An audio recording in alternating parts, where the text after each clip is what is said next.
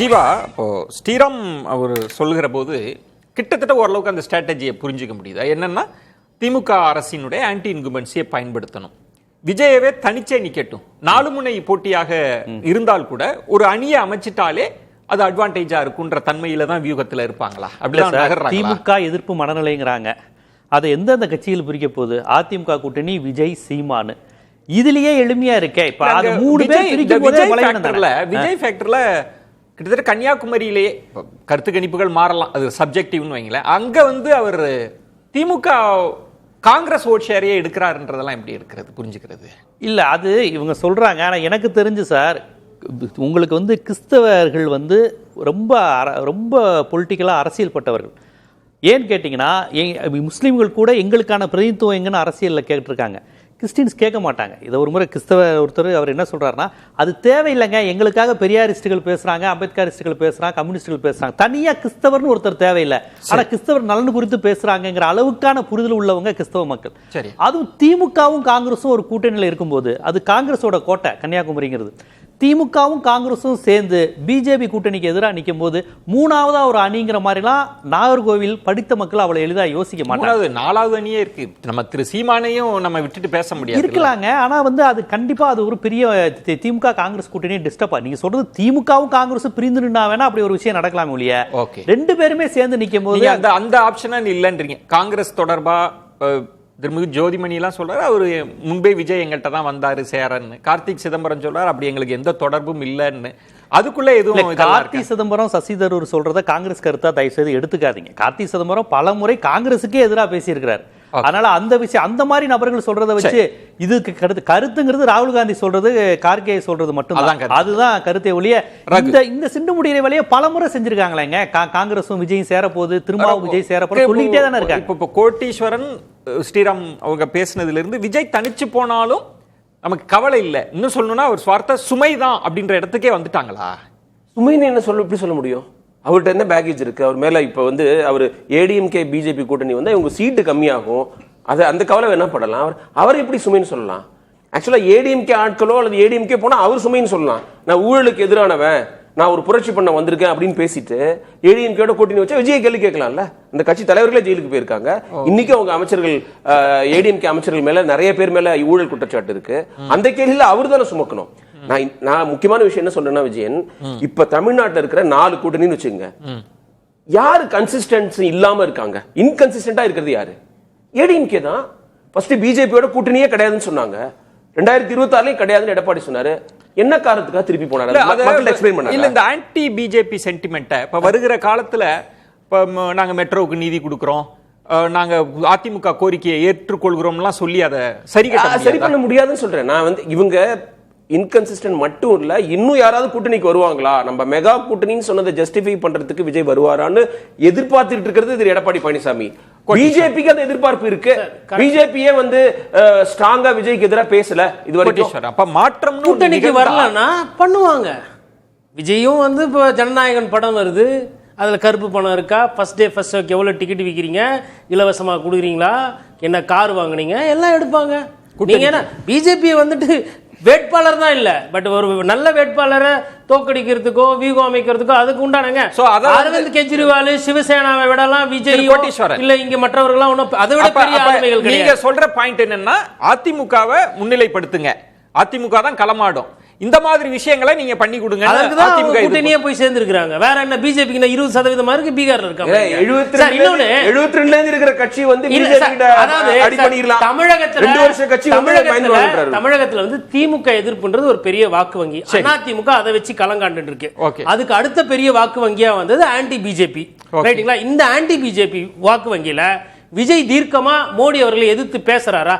நீங்க கேட்டீங்கல்ல, எங்கன்னா ஒரு வார்த்தை மோடி அவர்களையோ இல்ல அமித்ஷா அவர்களை பத்தியோ இல்ல எதனா மத்திய அரசுல ஒரு ஊழல் இல்லையா, இல்ல எதனா ஒரு வழக்குல தாவேகா இன்னைக்கு எஸ்ஐஆர் கொண்டு வந்து தேர்தல் ஆணையம் 1000 பிரச்சனை இருக்கு, அதுல கூட பிஜேபி எதிர்த்து பேசாம விஜயும் பயந்துதான் இருக்கிறாரு. மோடி எதிர்ப்பு என்பது அவர் சும்மா பாசிச பாஜக சும்மா சொல்றாரு. ஸ்ரீராம், இதுல முக்கியமான பிஜேபி தான் பேசு பொருளா இருக்கு. நாளைக்கு ஒரு அணி அமைய போகிறதோ அது இல்லையோ, அது எல்லாத்தையும் முடிவு செய்யக்கூடிய இடத்தில் பிஜேபி தான் இருக்க போகுதா? அது ஓபிஎஸ்ஓ, செங்கோட்டையனோ, தினகரன் அவங்களோ அல்லது விஜயோ யாரா இருந்தாலும் அதை முடிவு செய்யற இடத்துல பிஜேபி தான் இருக்க போறாங்களா? கண்டிப்பா பிஜேபி ஒரு இன்ஃப்ளூயன்சிங் ஃபேக்டரா இருக்கும் என்றால் கண்டிப்பா இருக்கும். ஏன்னா இதுல ஓபிஎஸ் வந்து சேர்த்துக்கொள்வதற்கு பாஜக ரொம்ப பெரிய அளவு ஒரு முனைப்பு காட்டாது. ஆனால் டிடிவி தினகரனையோ செங்கோட்டையனோ திருப்பி எடுத்துக்கொண்டு வருவதற்கு எடப்பாடியும் மிகப்பெரிய அளவுல புஷ்பேக் பண்ண மாட்டாரு. ஏன்னா டிடிவி தினகரன் தனி கட்சியா இருக்காரு. அதனால வந்து ஒரு கட்சியோட கட்சி ஒரு கூட்டணிக்குள் கூட்டணி என்ற மாதிரி ஒரு விதமாக அது அமையும்.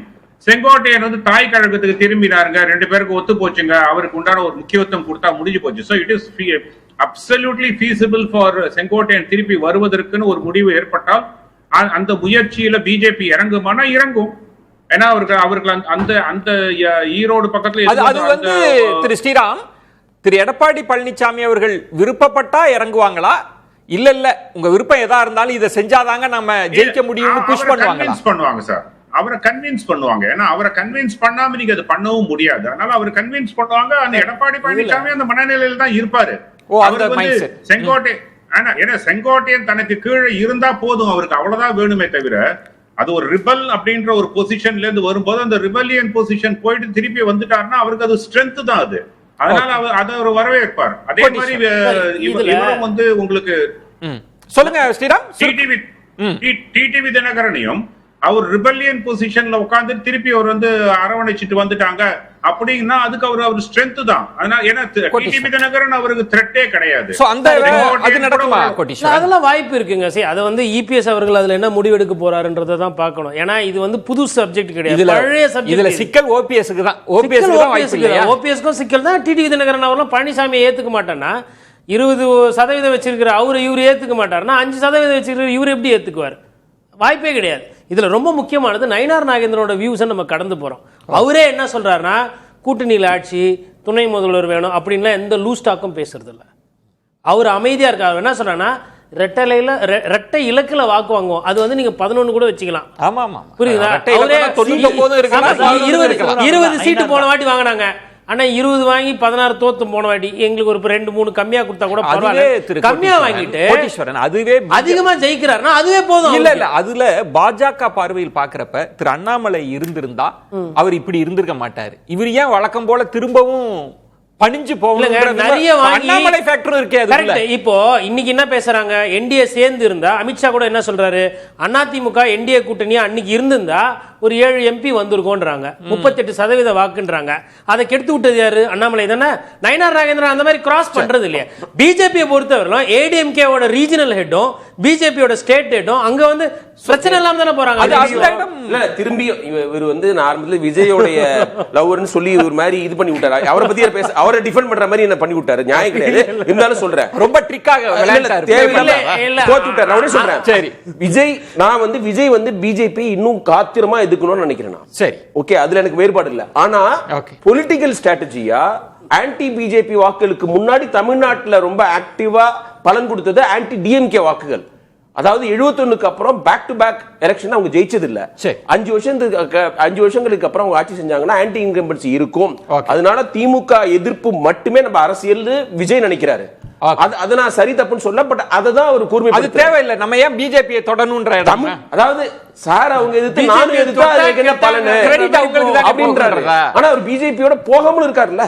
அதான் நன்றி கூட சொல்லல. ஒரு இடைவெளி சம்பவத்துக்கு அப்புறம் அவங்க சாஃப்டா ஹேண்டில் பண்ணதுக்கு ஏடிஎம்கேக்கு நன்றி, பிஜேபிக்கு நன்றின்னு சொல்லல. ஒரு இடைவெளிக்கு ஸ்ட்ராட்டஜியா பாக்குறாருல்ல. ஜீவா, எல்லாரும் சுருக்கமா நிறைவு கருத்தை சொல்லலாம். தமிழக அரசியல் சூழல்ல இனி என்னென்ன மாற்றம் நிகழக்கூடும் சுருக்கமா சொல்லுங்களேன். இல்ல, நான் பார்ப்பது தமிழ்நாட்டு மக்களிடம், அதாவது திமுக கட்சியிடம் பாஜக எதிர்ப்பு இருக்குன்னு பார்க்கல, தமிழ்நாட்டு மக்களிடம் பாஜக எதிர்ப்பு இருக்குங்க. பாஜக எதிர்ப்பு தான் தமிழ்நாட்டில் வீரியமா இருக்கு. பாஜக எதிர்ப்பு, பாஜக ஆதரவு ரெண்டே கான்செப்ட் தான் தமிழ்நாட்டில் இருக்கு. இந்த விஜய்ங்கிறது எனக்கு தெரிஞ்ச சீன்ல இல்லதான். உங்களுக்கு ஓரளவுக்கு பாஜக வரக்கூடாது, டெல்லி நம்மளை அட்டுழியம் பண்ணதுன்னு நினைக்கக்கூடியவங்க பாஜக எதிர்ப்பு வலு எதுன்னு பார்ப்பாங்க. அது திமுக, காங்கிரஸ், இடதுசாரிகள், விடுதலை சிறுத்தைகளுக்கு தான் ஓட்டு போடுவாங்க. வேற யாருக்கும் அந்த ஓட்டு என்ன மாற்றம் நிகழலாம்னு நீங்க யூகிக்கிறீங்க? ஆக்சுவலா விஜய் வந்து ஆன்டி டிஎம்கே, ஆன்டி பிஜேபி இன்னும் கூர்மையா ஆன்டி டிஎம்கே செஞ்சுக்கிட்டு இருக்காரு. அது அர்த்தம் இல்லாம செய்யறாரு. இன்னும் காத்திரமா செய்யணும், சப்ஸ்டன்ஸோட செய்யணும். பிஜேபியும் அவர் ஸ்பெல் அவுட் பண்ணி எதுக்கணும். ஏன்னா அது அவருக்கு பொலிட்டிக்கலி பெனிஃபிஷியலா கூட இருக்கும் இல்லையா? ஏன்னா திமுகவுக்கு பலன் கொடுத்துருக்கு, அதே மாதிரி இவருக்கு கூட கொடுக்கலாம்ல. அதாவது 2 எதிர்ப்பு வாக்குகளையும் வாங்குறதுக்கு ஒரு ஜனநாயகனை பத்தி கவலைப்படாம எதுக்கணும்னு சொல்றீங்க. கோட்டி சொன்னார்ல ஜனநாயகன். எங்க அரசியல் அவர் வந்துட்டாரு, இதுக்கப்புறம் அதுக்கெல்லாம் பயப்பட முடியுமா? விக்க மாட்டாரு. சுருக்கமா அதாவதுங்க, பிஜேபியை எதிர்த்து தாவேக தலைவர் விஜய் அவர்கள் அரசியல் செய்ய மாட்டாருன்ற மாதிரி நான் புரிஞ்சுக்கிறேன். எதிர்த்துலாம் பேச மாட்டாரு. ஆனா ஒருவேளை தாவேகா வந்து பிஜேபி கூட்டணி என்டிஏ அதிமுக கூட்டணியில் போச்சுன்னா அவங்க வந்து ஒரு பெரிய வெற்றியை நோக்கி அவங்க போவாங்க. அந்த பர்செப்ஷன் தான் இப்ப பிரச்சனையா இருக்கு. அந்த பர்செப்ஷனுக்கு அந்த 4 ஒரு 8% ஓட்டு தேவை. அந்த வாக்குக்கு வேண்டிதான் அவங்க விஜய்க்கு வந்து ஒரு ஆதரவு. அந்த ஷிஃப்ட் நடக்க வாய்ப்பு இருக்கு. ஷிஃப்ட் நடந்ததுன்னா ஆட்சி மாற்றம் கிட்டத்தட்ட சிக்கல் பெரிய சிக்கல். விஜய்க்கு ஓட்டு குறையுங்க. ஏடிஎம்கேயோட அவர் போனார்னா விஜய்க்கு சொல்லுவாங்க. இப்ப ரகு அவர்கள் சொல்றாருல விஜய்க்கு ஒரு பிம்பம் இருக்குன்னு. ஏடிஎம்கே பிஜேபியோட போயிட்டாலோ இல்ல ஏடிஎம்கேயோட போனா 2031 தேர்தல் வந்து விஜய்க்கு நல்ல முடிஞ்சிரும், ஜெயிச்சிருவாரு, அரசியல் காலி ஆயிடும். என்ன மாற்றம் நீங்க எப்படி யூகிக்கிறீங்க சுருக்கமா ஸ்ரீராம்? விஜய் ஏடிஎம்கே பாஜக கூட்டணிக்குள் வந்தால் நான் வந்து இவர் கோட்டீஸ்வரன் சொன்னவர் நான் ஒத்துக்கொள்ளவில்லை. திமுக கண்டிப்பாக வெற்றி பெறும். விஜய் வெளியில் இருந்து காங்கிரஸை திமுக கூட்டணி விட்டு வெளியே எடுப்பதற்குண்டான முயற்சிகள் பல தரப்புகள் செய்யும்.